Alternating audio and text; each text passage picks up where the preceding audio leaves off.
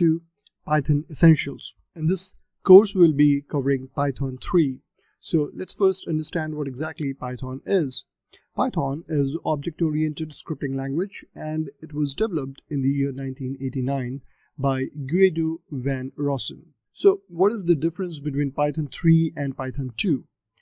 In Python 3, everything is an object and print is a function. So here you'll be seeing parentheses with the print function. There's only one integer type in Python 3 and all text is now Unicode.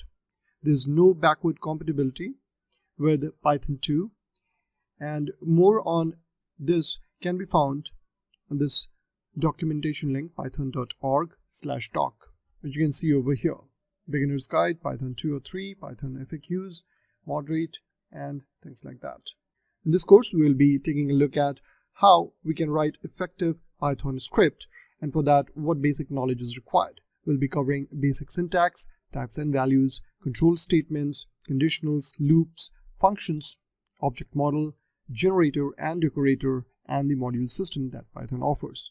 We'll also be developing one small web application using Python to better understand and implement these basic building blocks of Python in real life scenario.